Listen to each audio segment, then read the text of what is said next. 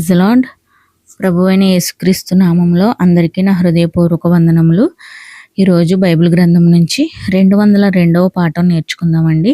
ఈ 202వ పాఠం పేరు ఖచ్చితంగా ఈయన దేవుని కుమారుడు. ఈ పాఠాన్ని మనం బైబిల్ గ్రంథంలో మత్తయి సువార్త 22వ అధ్యాయము, మార్కు సువార్త 15వ అధ్యాయము, లూకా సువార్త 23వ అధ్యాయము, యోహాను సువార్త 19వ అధ్యాయము ఈ యొక్క రిఫరెన్స్ల ద్వారా బైబిల్లో చదవచ్చండి. ఈ పాఠం వింటూ బైబిల్ని చదవండి. ఈ స్క్రీన్ మీద కనిపిస్తున్న ఈ రిఫరెన్స్ల ఆధారంగా మీరు మీ యొక్క బైబిల్ని తెరిచి చదవండి. ఈ పాఠంలో 2 విషయాలను మనం చూడవచ్చు. మొదటి విషయం, యేసు సిలువ మీద చనిపోయాడు. రెండవ విషయం, యేసు చనిపోయినప్పుడు జరిగిన అసాధారణ సంఘటనలు. ఈ 2 విషయాలను ఇప్పుడు ఈ పాఠంలో చూద్దాం. ఇప్పుడు మధ్యాహ్నం అయ్యింది. దాదాపు మధ్యాహ్నం 12 గంటల నుండి దాదాపు మధ్యాహ్నం 3 వరకు ఆ దేశమంతా అంతు చిక్కని చీకటి కమ్ముకుంది.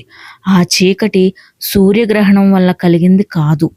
ఎందుకంటే సూర్యగ్రహణం అమావాస్య సమయంలో వస్తుంది కానీ చంద్రుడు నిండుగా ఉండే పస్కా కాలంలో రాదు. పైగా సూర్యగ్రహణం కొన్ని నిమిషాల పాటు మాత్రమే ఉంటుంది. కానీ ఈ చీకటి కొన్ని గంటల పాటు ఉంది. కాబట్టి ఈ చీకటి ఖచ్చితంగా దేవుడు కలిగించిందే.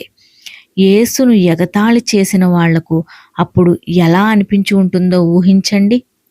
ఆ చీకట్లో 4 స్త్రీలు, అంటే యేసు తల్లి, సలోమే, మగ్దలేనే మరియా, చిన్న యాకోబు వాళ్ళ అమ్మ మరియా హింసా సిలువ దగ్గరికి వచ్చారు. అపోస్తలుడైన యోహాను హింసా సిలువ దగ్గర ఏడుస్తున్న మరియ పక్కన నిలబడి ఉన్నాడు. కని పెంచిన కుమారుడు కళ్ళ ముందే అలా సిలువపై వేదనతో తల్లడిల్లుతుంటే ఆమె గుండె తరుక్కుపోతుంది. ఒక పొడవాటి ఖడ్గం తనలో నుండి దూసుకుపోయినంతగా ఆమె బాధపడుతుంది. యేసు తీవ్రమైన నొప్పిలో కూడా తన తల్లి బాగోగుల గురించి ఆలోచించాడు. ఆయన కష్టంగా యోహాను వైపు తల తిప్పి తన తల్లితో ఇలా అన్నాడు, అమ్మా, ఇదిగో నీ కుమారుడు. తర్వాత తన తల్లి వైపు తల తిప్పి యోహానుతో ఇలా అన్నాడు, ఇదిగో మీ అమ్మ. అప్పటికే మరియ విధవరాలు. అందుకే యేసు ఆమె బాధ్యతను తనకు ఎంతో ఇష్టమైన అపోస్తలునికి అప్పగిస్తున్నాడు. యేసు తమ్ముళ్ళు, అంటే మరియకు పుట్టిన మిగతా కుమారులు అప్పటికీ ఇంకా ఆయనపై విశ్వాసం ఉంచలేదు. కాబట్టి తన తల్లి భౌతిక ఆధ్యాత్మిక బాగోగులు చూసుకోమని యేసు యోహానుకు చెప్పాడు. ఎంత చక్కని ఆదర్శం! దాదాపు మధ్యాహ్నం 3 గంటలకు యేసు నాకు దాహంగా ఉంది అన్నాడు. అలా లేఖనాల్లో ఉన్న ప్రవచనం నెరవేరింది. తన కుమారుని యథార్థత పూర్తిగా పరీక్షించబడేలా యెహోవా తన కాపుదలను తీసేసినట్లు యేసుకు అర్థమైంది. అందుకే ఆయన ఏలీ ఏలీ లామా సబక్తానీ అని బిగ్గరగా అన్నాడు. ఆయన అరామిక్ భాషలో గలిలయ యాసలో మాట్లాడి ఉండవచ్చు. ఆ మాటలకు నా దేవా నా దేవా నన్నెందుకు విడిచిపెట్టావు అని అర్థం. అక్కడ నిలబడి ఉన్న కొంతమంది దాన్ని తప్పుగా అర్థం చేసుకుని, చూడండి, ఇతను ఏలియాను పిలుస్తున్నాడు అన్నారు. ఒకతను పరిగెత్తుకుంటూ వెళ్ళి స్పాంజీని పుల్లటి ద్రాక్షారసంలో ముంచి ఒక కర్రకు తగిలించి తాగమని యేసుకు ఇచ్చాడు. కానీ మిగతా వాళ్ళు మాత్రం, ఉండండి, ఇతన్ని కిందికి దించడానికి ఏలియా వస్తాడేమో చూద్దాం అన్నారు.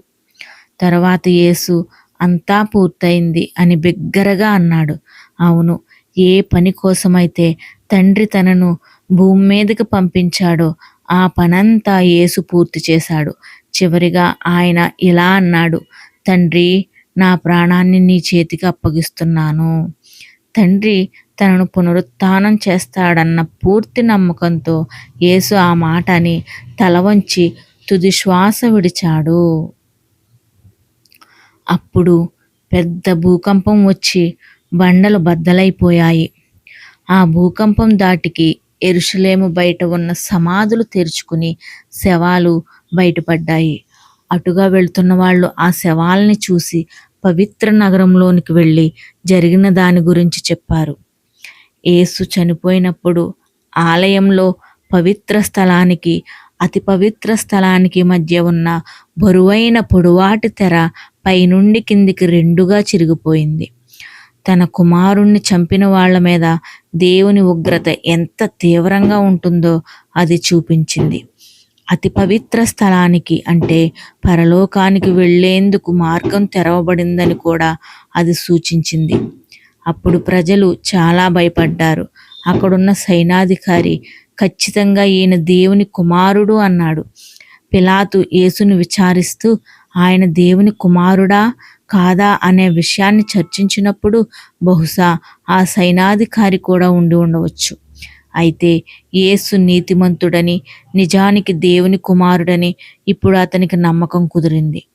ఇతరులు ఈ అసాధారణ సంఘటనలను చూసి దుఃఖంతో, సిగ్గుతో గుండెలు బాదుకుంటూ తమ ఇళ్లకు తిరిగెళ్లారు.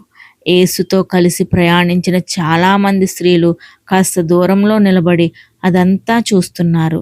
వాళ్ళు కూడా ఈ అసాధారణ సంఘటనలన్నీ చూసి ఎంతో చలించిపోయారు. దేవునికి స్తోత్రం, స్తోత్రం. ఇంకో కొన్ని మాటలు. సిలువ అంటే కొయ్య. యేసు శత్రువులు అతనికి సిలువపై శిక్ష వేయండి అని అరిచారు. స్టౌరస్ అనే గ్రీకు మూల పదాన్నే సువార్త పుస్తకాల్లో కొయ్య అని అనువదించారు. హిస్టరీ ఆఫ్ ద క్రాస్ అనే పుస్తకం ఇలా చెప్తుంది. స్టౌరస్ అంటే నిలువుగా ఉండే ఒక గుంజ. అది రైతులు తమ పొలం చుట్టూ కంచి వేయడానికి లేదా దడి కట్టడానికి నేలలో పాతే బలమైన కొయ్య లాంటిదే తప్ప ఇంకేదీ కాదు. ఇదనమాట. విన్నారు కదండి. ఈ పాఠం ద్వారాగా యేసయ్య సిలువ మరణం జ్ఞాపకం చేసుకునే కృపను దేవుడిచ్చారు. ఆయన నిజంగా దేవుని కుమారుడు. ఆయన దేవుని కుమారుడని ఎంతోమంది తెలుసుకున్నారు. ఆ నీతిమంతుడిని సిలువ వేయడం ద్వారాగా మధ్యాహ్నం 12 గంటలకు చీకటి అలుముకుందంటండి దేశమంతా. చూడండి, అది దేవుడు కలగజేసిన చీకటండి. నీతిమంతుణ్ణి అలాగా సిలువ వేశారు. నీతిమంతుడి మీద లేనిపోని నిందలు వేశారు. అందుకనే ప్రకృతి కూడా సహకరించలేదు. ఆ నీతిమంతుడి మరణానికి ప్రకృతి కూడా తల వంచిందండి. ప్రకృతి కూడా చిన్నబోయింది. ప్రకృతి కూడా బాధతో, దుఃఖంతో ఉండిపోయి ప్రకృతి కూడా ఘోషించిందని చెప్పుకోవచ్చు. భూకంపం వచ్చింది, భూకంపాలు వచ్చినాయి, గాలి, ఆ భూకంపము, వాటి వల్ల దేవాలయము అప్పట్లో యెరూషలేములో అది నీలధూమ్ర వర్ణముతో పేనినటువంటి ఆ యొక్క తెర అన్నమాట అండి. అది ఆ తెర అంటే అది ఒక క్లాత్ లాగా ఉండదు. అది చాలా దళసరగా, అది చాలా ఒక గోడ కన్నా చాలా గట్టిగా ఉండేటువంటి క్లాత్ అనమాట. ఆ దేవాలయపు తెర పైనుంచి కిందకి చిరిగిపోయిందంటండి.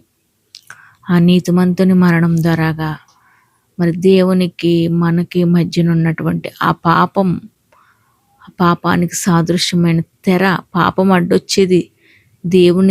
దేవునితో ముఖాముఖిగా మనం మాట్లాడడానికి, దేవుని స్వరం వినడానికి మన పాపం అనేది అడ్డొచ్చేది. కానీ యేసయ్య చేసిన త్యాగాన్ని బట్టి, ఆయన సిలువ మరణం ద్వారాగా ఆ పాపం అనే ఆ బంధకాన్ని, ఆ పాపం అనే తెరను యేసయ్య మరణంతో చింపివేశాడండి. సాతాను కాడిని చితక్కొట్టాడు. యేసయ్య మరణాన్ని జయించాడు. యేసయ్య తర్వాత పాఠంలో మనం చూస్తామండి. నిజంగా యేసయ్య త్యాగాన్ని బట్టి దేవునికి స్తోత్రం. తండ్రి చిత్తానికి యేసయ్య తల వంచారు. దేవునికి స్తోత్రం. ఆయన చిత్తానికి తల వంచారు యేసయ్య. ఈరోజు మనకి యేసయ్యే మనకు మాదిరి, యేసయ్యే మన జీవము, యేసయ్యే మన మార్గం అండి. యేసయ్యే సత్యము, ఆయనే సత్యము. ఈ భూమి మీద సత్యం లేదు, సత్యంలో ఎవరు నడవడం లేదు. సత్యం కలిగిన వాళ్ళు ఎవరూ లేరు. అబద్ధ ప్రపంచకం అయిపోయిందండి. యేసయ్యే సత్యము, యేసయ్యే సత్యము. ఆయన మార్గంలోనే మనం నడుచుకోవాలి. అదే సత్యము. ఎన్ని కష్టాలు వచ్చినా, ఎన్ని బాధలు వచ్చినా యేసయ్యలాగా నీతిగా మనం బ్రతికితే మరలా దేవుడిచ్చు నిత్య జీవాన్ని మనం పొందుకుంటాం. ఇదే సత్యం, ఇదే సువార్త. కాబట్టి ప్రియమైన దేవుని బిడ్డలారా, యేసయ్య యందు విశ్వాసం ఉంచండి, యేసయ్య మాటకు లోబడండి. ఈ మాటల ద్వారాగా, ఈ యొక్క పాఠం ద్వారాగా విన్న ప్రతి ఒక్క బిడ్డని దేవుడు బలపరిచి తన జ్ఞానంతో నింపి నడిపించునుగాక. ఆమెన్. God bless you.